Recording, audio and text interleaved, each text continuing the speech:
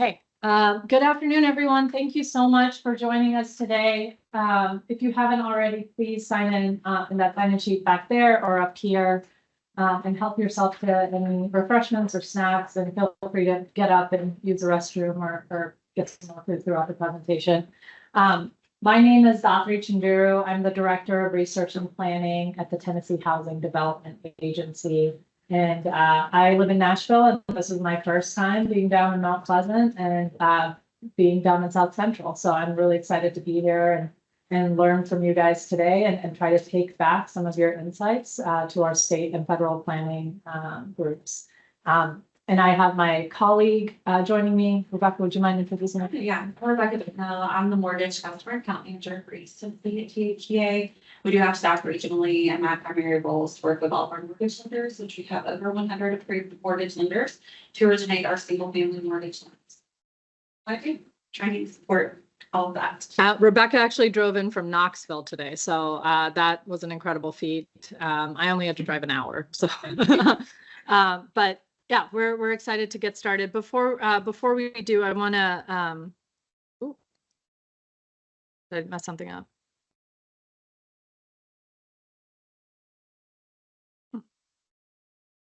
Okay, I'd like to give a special thanks to Tia and Misty, who have joined us today, and they really helped us organize this event and worked with one of my colleagues to make this happen. So thank you so much to both of you. We appreciate y'all. So we have kind of brought this group together here today to talk about the consolidated plan. How many of you are familiar with what the consolidated plan is or the 5 programs that it supports? Great. I love sharing this with new folks, with folks that are not familiar. So the Research and Planning Division at THDA is responsible for planning out the state's application for between $50 to $60 million in annual federal funding from the U.S. Department of Housing, so HUD. The $60 million is used to fund 5 programs, and they are the Community Development Block Grant, CDBG. They are, and the Emergency Solutions Grant, which is ESG, Home, which is the Home Investment Partnership, and the Housing Trust Fund, HTF, and HOPWA, the Housing Opportunities for Persons with AIDS or HIV. Oftentimes, our development district partners are the primary applicants for this funding, and then they disperse the grants on behalf of cities and municipalities, especially in smaller counties like down here in South Central.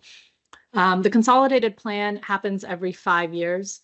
And so we get the chance to kind of conduct a statewide housing needs assessment, and we take advantage of that. So we want to learn about things beyond just these 5 programs and the eligible populations for these 5 programs.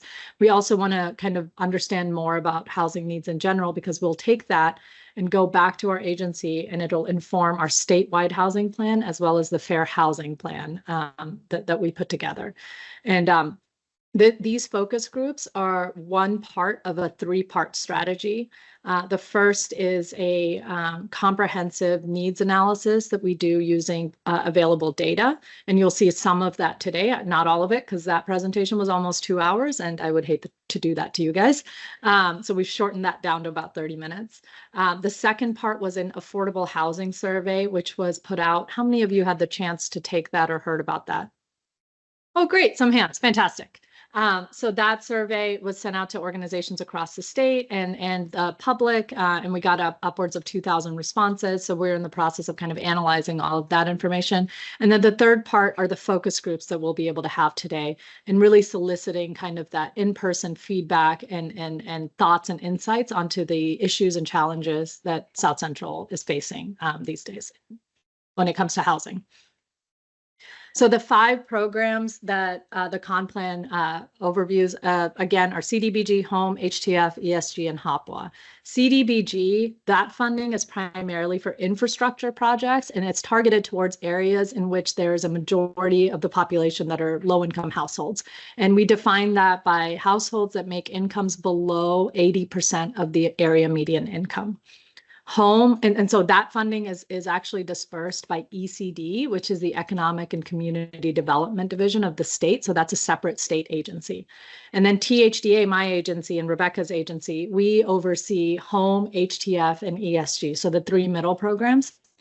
The home program provides both rental and home ownership opportunities for folks who are making whose incomes are below 80% of the AMI. And then HTF, the Housing Trust Fund, are primarily that's for very low income households, so folks whose incomes are below 30% AMI. And these folks aren't often eligible for home ownership. So these are primarily this grant is about fostering rental opportunities for that group of people. And then ESG. That funding is all about supporting providers who provide homelessness services, or folks who are transitioning out of homelessness, or agencies that are trying to prevent homelessness. So that is an extremely vulnerable group of people. And then HOPWA is actually administered by the Department of Health, so not THDA. And that funding is directed towards low-income households who may have a household member living with HIV or AIDS across the state. Before we kind of get started with the actual analysis component of this presentation, I just want to acknowledge that I'm not from this region, and neither is Rebecca. And we are, we have a very limited perspective about the challenges that you all are facing down here. And so we want to approach our work here with a spirit of humility, and then also by highlighting the strengths of your community and what's working. So the data included in this presentation, it's not comprehensive, and it may not actually accurately capture the needs of your communities, particularly in rural areas. We just find that our data is not great. Like, we don't have great samples. We're not getting the right read. And furthermore, because we're using publicly available data, most of it is already out of date. It's from 2022. That said, it's the best we have.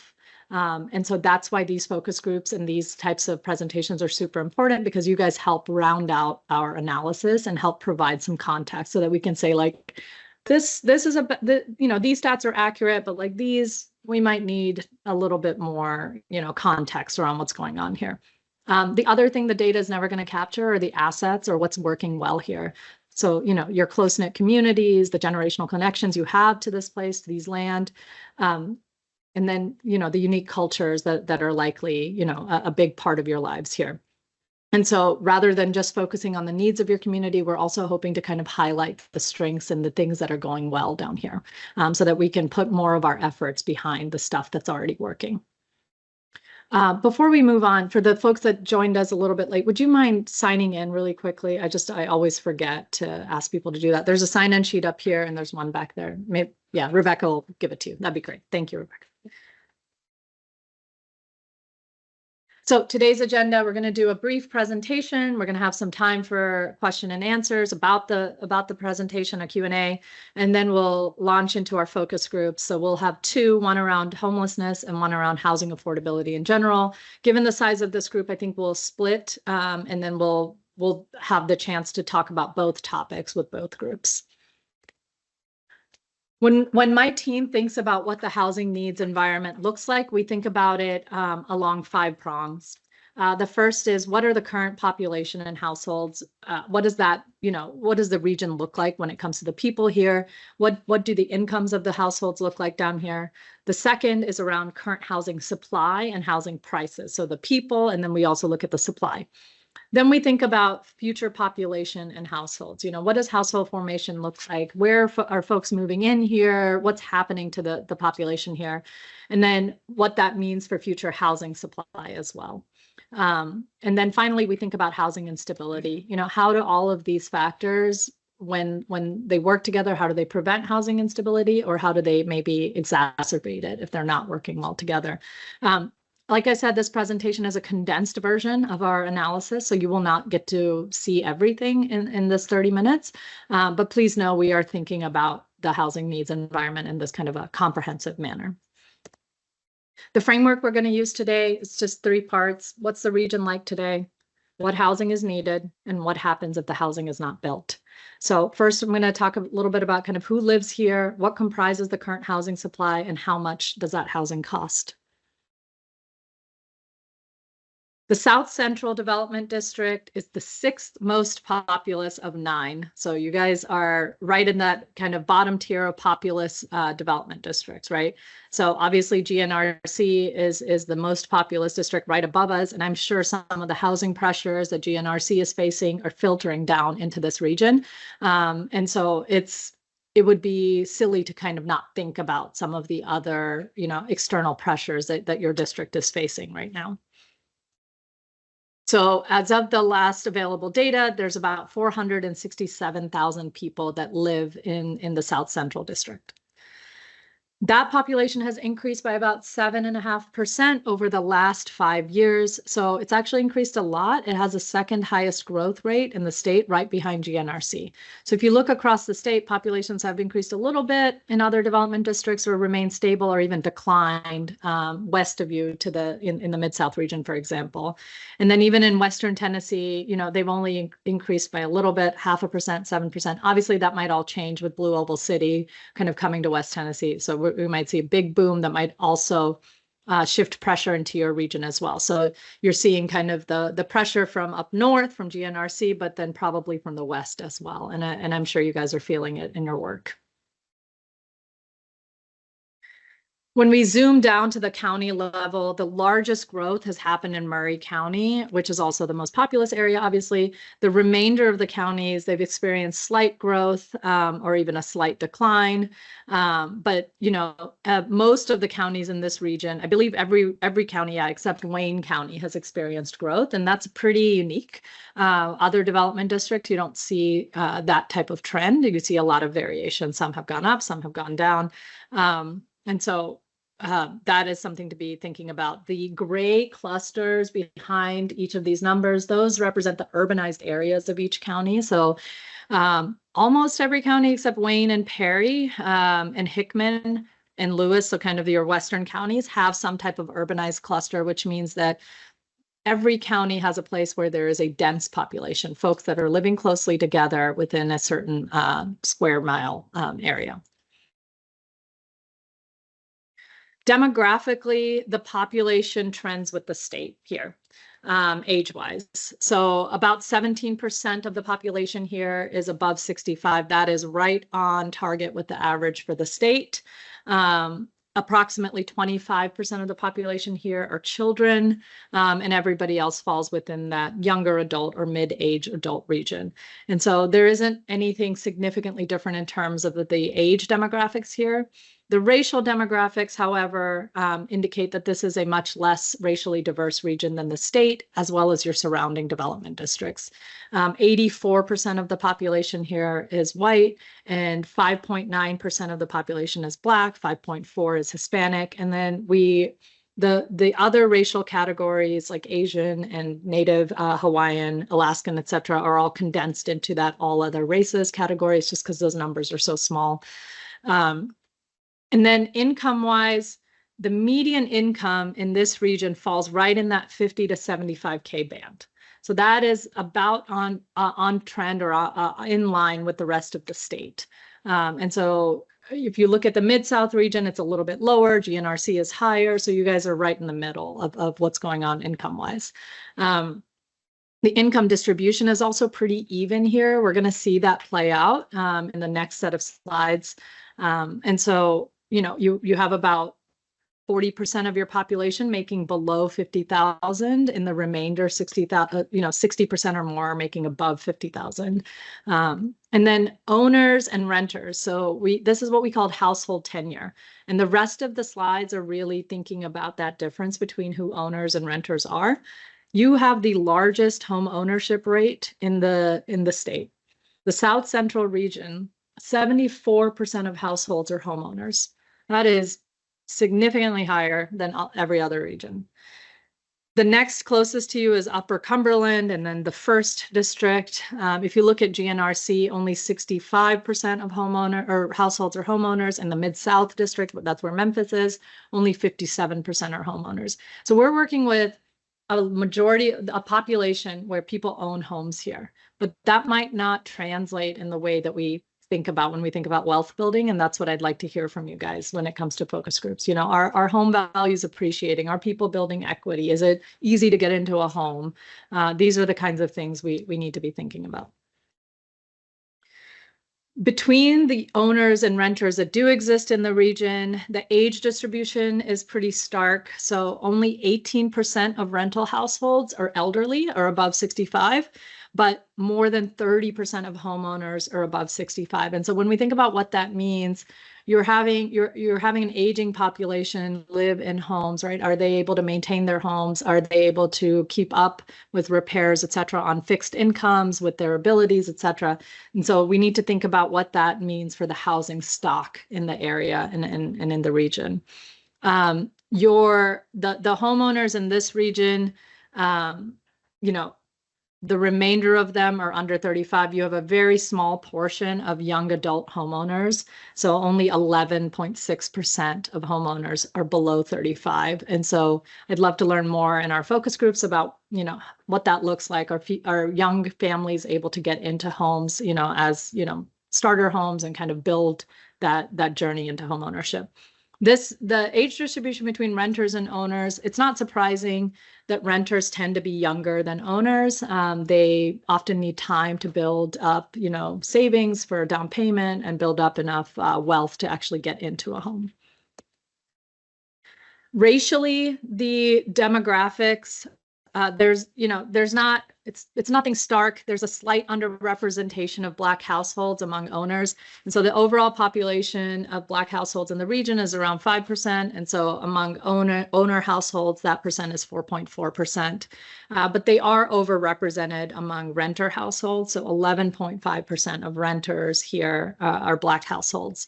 And then for all other racial groups, they're pretty appropriately represented among owners and renters. Income-wise, the distribution of incomes for owners is actually much more even than for renters. This is pretty unique. This right-hand bar here. In other development districts, you see that, you know, it's pretty hard for a homeowner to be making an income or household income below $50,000. And the fact that more than, you know, about 35% of your homeowners are falling below that $50,000 mark for a household income indicates something very, you know, interesting to us. It's pretty hard in our calculations to get into a home with an income that low. So I'm wondering if these are the elderly folks that are on fixed incomes, and they've kind of paid off their mortgage and they're living there. And so that income distribution is really fascinating. Among renters, the vast majority, upwards of 80%, make below $75,000 a year. So none of that is surprising. So this is one way to look at income just in dollar value, but obviously 50,000 here means something very different than 50,000 in Nashville, right? And so what we look at is also area median income. The area median income is the kind of where the middle household is, right? And so when you look at owners, 55% of owner households are above that median income, which makes sense. That's understandable. When you look at renters, only about 25% of renters are above that median income. So that shows you kind of the stark contrast between what's going on in the income distribution between renters and owners. Owners are still significantly more wealthy than renters in this region. So we're going to shift to kind of thinking about what the housing supply looks like and what housing prices look like. So we looked at kind of who makes up this region. Now let's look at what that means for housing affordability. When we think about the type of housing and what type of supply needs to exist, we think about housing as a life cycle in our division and at our agency. The type of housing that people need at every AMI band is very different. This is a graphic that it's not 100% accurate, right? Like it doesn't necessarily mean that if your income falls below 30% AMI that you might be homeless. That's not true. It's just you might be more at risk of homelessness or needing supportive services. And then for folks between that 30 to 80% AMI band, those might be the perfect tenants for affordable rental housing. So that's LIHTC housing, home housing, NHTF housing, any type of local city funds that are being directed towards subsidized subsidizing affordable rental housing. And then when we look at home ownership, even an FHA loan from THDA requires at least an 80%, at least your income to be at least at the 80% AMI mark, right? So home ownership is not super possible for folks whose incomes are below 80% AMI, unless they're already living there on those, they've already paid off their mortgage, et cetera. But new homeowners, pretty hard to get into a home if you're not making an income at that 80% AMI mark. And then market rate rental housing is really for folks above the 80% AMI mark. And then market rate home ownership is for folks above that median income period.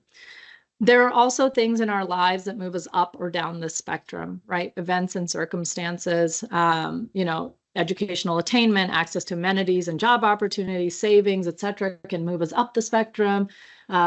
Really kind of, difficult events like eviction, substance abuse disorders, natural disasters, et cetera, losing a partner, domestic violence, these kinds of things can move us down the spectrum. And it's important for a community to have all the different types of housing services available for folks as they move through their own life cycle, but also are affected by different events and circumstances. And then finally, we are all aging. As we get older, we need different types of things, right? We might not need the big 3-bedroom house that we had a family in, right? We might need something smaller, and we might need to be able to downsize, and we need to kind of be considerate of what the needs are of a community. The type of housing in this region, primarily single-family housing. There are very, very few apartments here. Only about 10% of the housing stock are apartments. 75% are single-family traditional housing.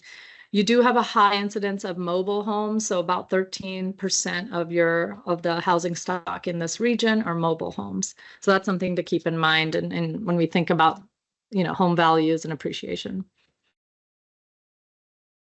I want to kind of shift a little bit to thinking about what brought us here today. It might be, we've had a lot of things happen in the last 15 years between the pandemic and the Great Recession. A lot of stuff has happened to our state, to our community. This is a graph that shows national housing starts.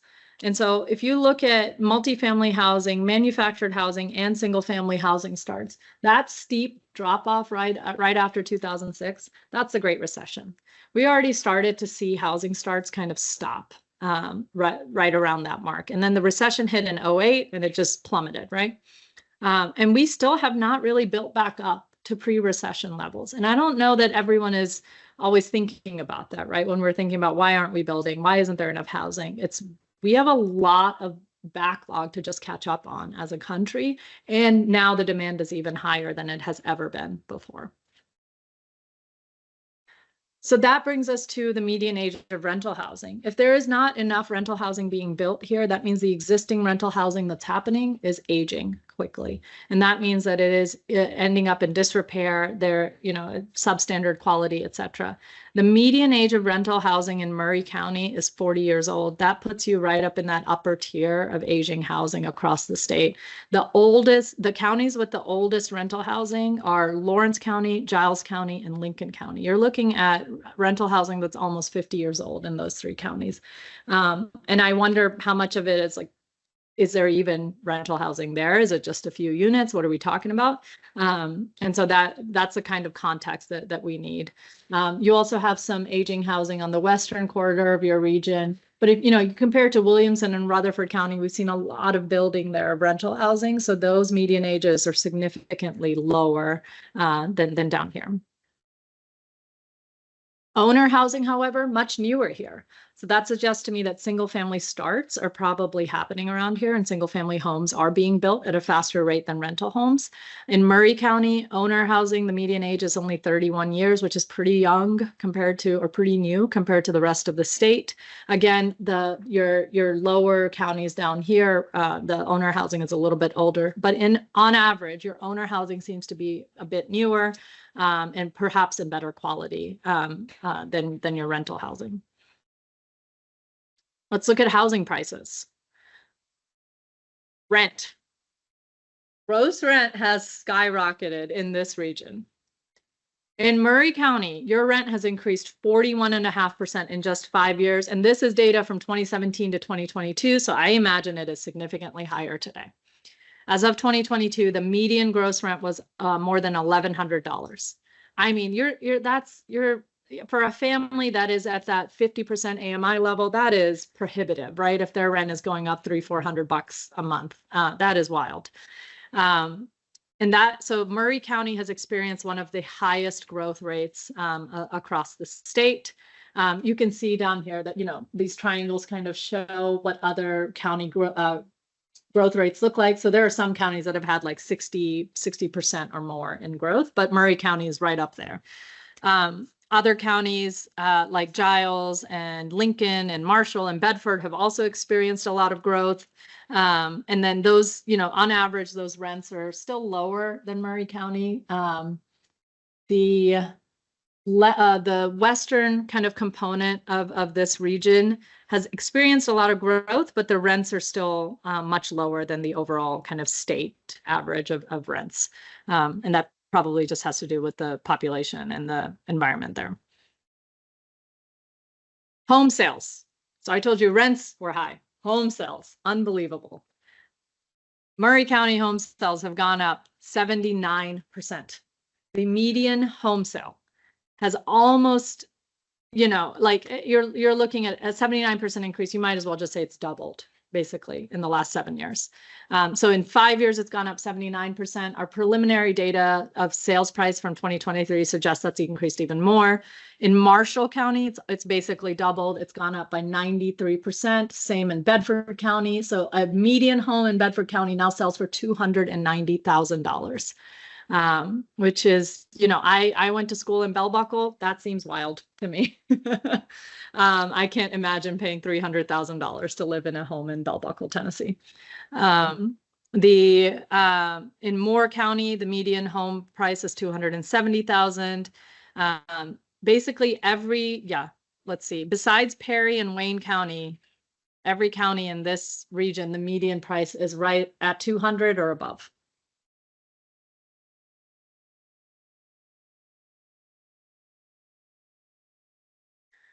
So what does that mean for what housing is needed? The way we think about what housing is needed, I talked a little bit about future populations, et cetera. We're not going to share that data today, but what we are going to talk about is cost burden. So when we think about what housing is needed, we think about, where are folks getting squeezed the most? In this region, though, the rental cost burden is actually still pretty low compared to the rest of the state.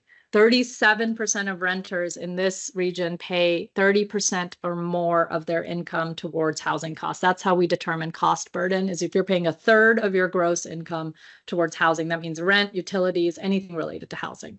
And so when we look at the state overall, almost half of the Mid-South region, they're cost burdened. Almost half of Greater Nashville, cost burdened. But Upper Cumberland, South Central, you're looking at about 38%. Northwest and First have the lowest rates of cost burden. I'd be curious to hear if you think that that's an accurate representation of cost burden here. In fact, our data shows that cost burden has actually declined by 5.5%, even though rents have gone up. And that might be an issue of, people moving out, or it could be that incomes have actually gone up a little bit to help support this. It's not super clear just from an aggregate level. And then when we break it down on a county by county basis, the story looks really kind of all over the place, right? In Murray County, it looks like cost burden's actually declined a little bit. In Giles County, by 30%, it's gone down. Hickman County by 24%, but then in every other county, it's gone up.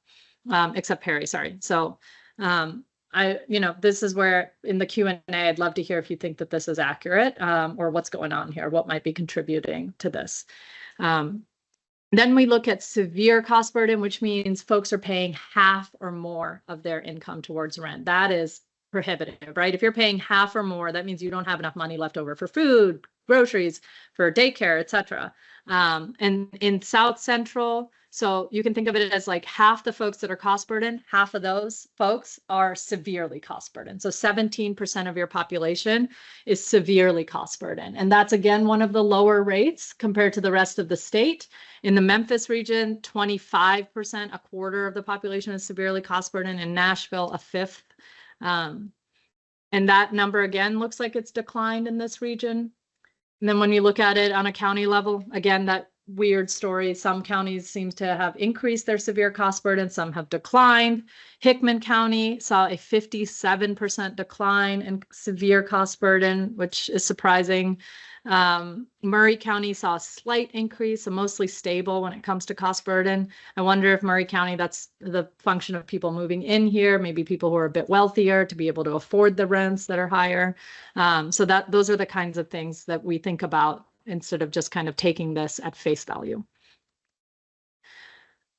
So we talked a little bit about renters. I want to shift to thinking about homeowners. The way we think about homeowner affordability is we developed something called a homeowner opportunity index. And the idea here is of all the homes sold in the South Central region, what percentage of them are affordable to that median household? And in the South Central region, 42% of the homes sold are affordable to the median household. So someone making the median household income, if they wanted to go buy a home, they might be able to afford about 42%, which actually is not bad compared to the rest of the state. GNRC, only 31% of homes are available to the median household. In the Southeast region right here, 41%, so that's pretty close to South Central. But you guys are trending right in the middle. The most affordable region is first, and Northwest and Southwest. Those three, you have upwards of 60% of homes or more are affordable to the median home buyer. Within the county though, so this is where it gets a little bit interesting. Even though the affordability compared to the rest of the state looks pretty good for homeowners, it's gone down a lot in every county.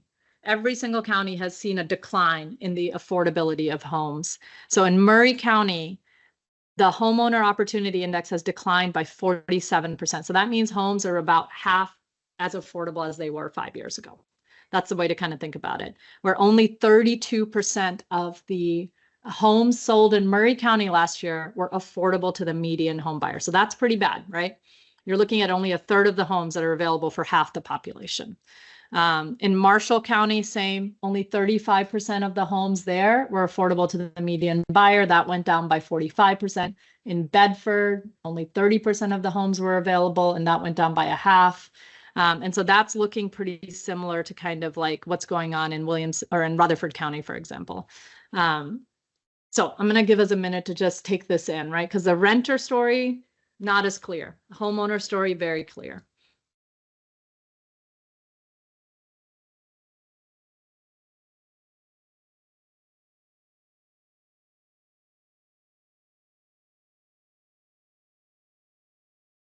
So what happens if the housing is not built? What does that mean for housing instability and who's experiencing it? And we think about housing instability along many lines, but today I'm going to talk a little bit just about homelessness. So in the South Central region, there are two continuums of care that overlap with this region.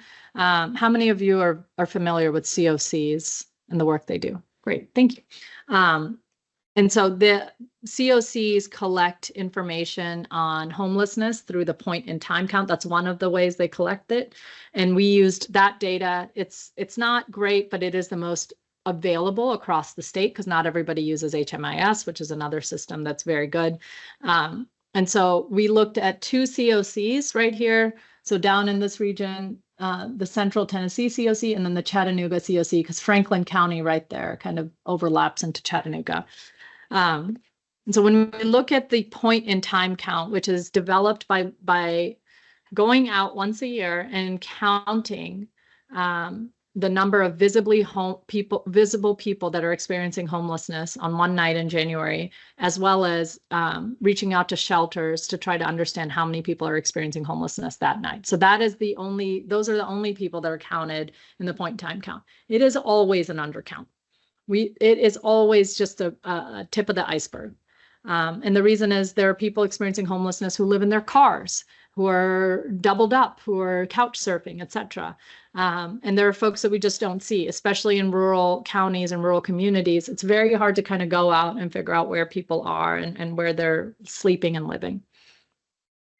If you look at this graph right here, we see a spike in homelessness right around the pandemic years here. So for the total population, it went up to kind of 500 or above, and then it has declined since then.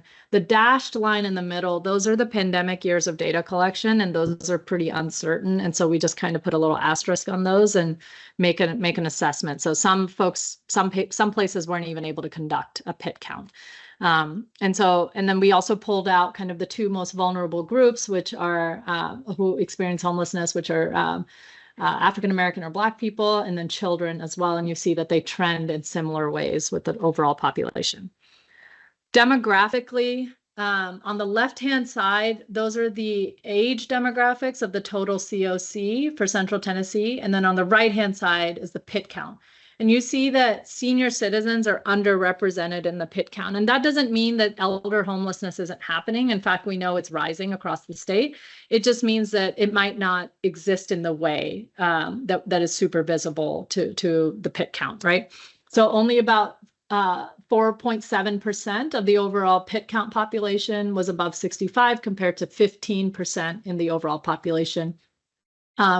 Besides that group being underrepresented, the remainder of the groups are pretty evenly represented, like children especially. So 22.5% of children experiencing homelessness in the PIT count compared to 26.5% in the overall population. And that is pretty unique because in most development districts that I've done this presentation for, you see that there are fewer children experiencing homelessness compared to the overall COC, at least in the PIT count data, which means that there are more children here that are experiencing sheltered and unsheltered homelessness than in other development districts. And that's something to be thinking about, at least as a proportion of the overall population. Racially, you see a significant overrepresentation of Black people among the PIT count population. Black folks make up 8.2% of the total COC population, but they make up 35% of the PIT count population. That is an astronomical overrepresentation compared to the rest of the development districts across the state.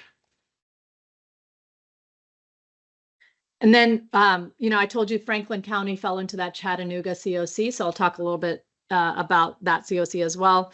In the Chattanooga COC, homelessness really spiked in 2022. It went from like around 600-700 people to about 3,500 in the PIT count, but has since come down. Demographically, the story's a little bit different. Seniors are still underrepresented, but you see that children right there, 0 to 17 years, they only make up 3.8% of the PIT count data, but they make up 23% of the actual COC population. And that's very different from the South Central COC, which is the majority of this region here. Demographically, a similar overrepresentation of Black folks, but an underrepresentation of Hispanic folks. So Hispanic folks only make up 1.3% of the homeless population in the Chattanooga region. The final way we kind of think about cost burden and concentrated poverty is we zoom in on census tracts. HUD requires us to think about concentrated areas of poverty across the state. And when we think about concentrated areas of poverty, we're concerned with census tracts in which 40% or more of the population are living below the federal poverty line. Some good news, the South Central Tennessee Development District does not have any concentrated areas of poverty. And that is that is a result of density primarily, right? It's not a very dense area. And so you don't have a census tract in which 40% or more folks are below that line. However, the gradation, the red gradation here shows you the percent of households that are cost burden. And so you can kind of assess right here, those of you familiar with the area, these census tracts right here in Maury County, and then kind of going into Marshall and Bedford are experiencing significant cost burden. Those of you familiar with the area, do you know what might be going on there? Sorry? Is that Culleoka? It's in the eastern kind of part of Maury County. Culleoka? Okay. Yeah. East Columbia. We do a lot of grant applications in the two census tracts. Right here? And it's for Central Maury County. Okay. That's where we do most of our CDBG work in those two. Interesting. Okay. Yeah, those, if it's those light yellow tracks, that's less than 8% of the households there are cost burdened. Yeah. Cities. And then once you get down into the southern and western counties here, you know, the census tracts are a lot bigger, the populations are less dense, so it's the information is a little less intuitive. And then we also think about, you know, whether or not any of these concentrated areas of poverty are also concentrated areas of racial minority. So households in which one or more members are members of a racial minority group. In the South Central region, there are no concentrated areas of race and poverty. However, of 8 of the 12 most cost burdened households in this region are also disproportionately part of minority racial groups. So, you know, the top 2/3 of the most cost burdened census tracts are also disproportionately, you know, comprised of households with racial minorities. That brings us to the conclusion of this post-lunch presentation. Thank you all so much. I'd love to kind of open the floor up to a Q&A. I know I talked through a lot of stats. We also skipped a lot just to kind of keep the presentation a bit short. So what questions do you have about what I presented? I'd especially like to hear kind of what felt like it was an accurate representation of what's going on here and what felt maybe like I missed the mark here and maybe we need to be thinking about something in a different way.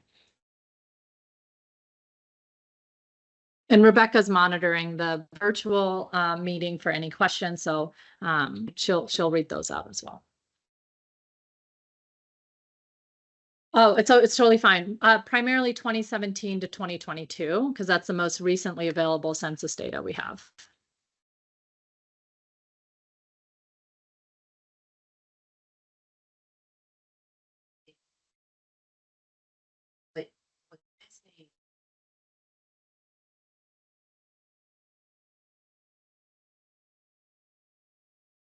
And that's perfect fodder for the focus group is, you know, that's what data will never tell us is the reasons. Yeah.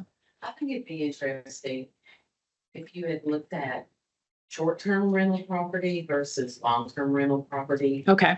Because I know that, first of all, you have like the other hotels in North Columbia where they rent by the week, short term. And then I noticed that on Facebook last night, there was a long argument over Columbia having more restrictive zoning for short-term rental like Airbnb.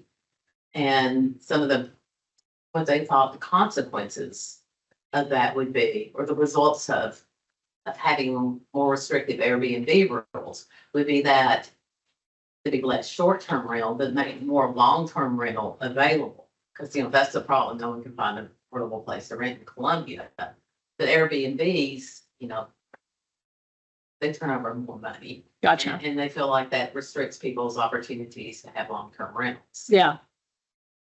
Like the constriction of that market because of Airbnbs in particular. Yeah. I think too, that, but it just comes with the money.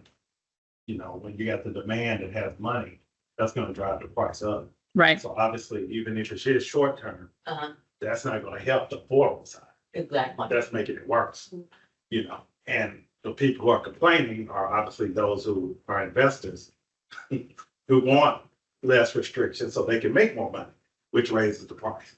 Of course, then their counter argument is that we don't have enough hotels in Columbia, especially downtown Columbia. So you have to have Airbnbs to deal with that particular shortage Right. of housing. And the other thing you have to look at for Murray County is, we kind of look at it as, it's 2 counties.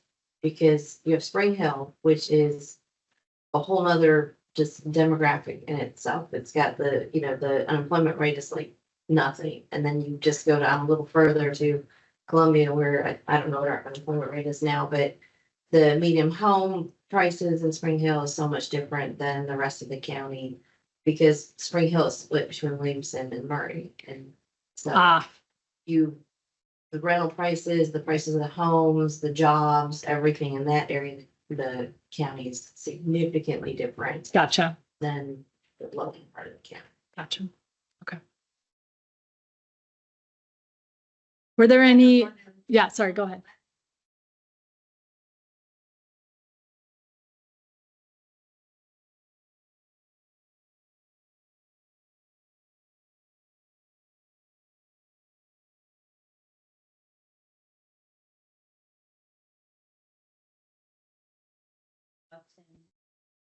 Social Security is $835, Yeah, and they're getting ready to be evicted or have to take one of their rent eat or. Yeah. be homeless. And we don't know too many families that don't have two jobs at all times. on that, so maybe looking at employment statistics too would kind of be helpful, it sounds like. Are there any other data points that our team should be considering?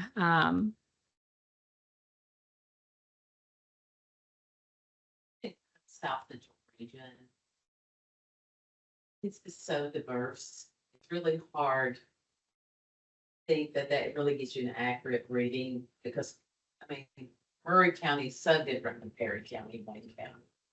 And when you, I think they skew the numbers a great deal. Yeah, that's what we found, right? When we zoomed in on the counties, the numbers looked very different. And I bet if we zoomed in on cities, they would also look pretty different.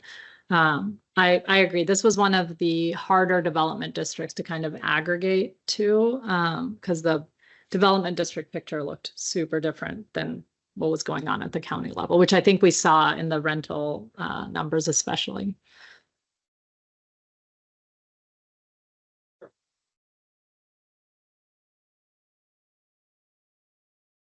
Bradley puts on Yeah, the southern region, so obviously That's- that's generating a lot of that and it's skewing the other numbers, but it's hard to, I don't know how you that's a great. quantify that. Yeah, that's a great question. One of the best indicators we have is on county to county migration. So we use employment or tax return data basically to be able to determine what that migration is looking like. So what the pressures of the population are from one area to another. We are just getting into that. We haven't had a chance to really dive into that data yet. But that's one way. If there are other ideas for how to kind of understand that pressure, are you suggesting that there are folks kind of living here that are commuting up to GNRC? Is that kind of what's going on, or?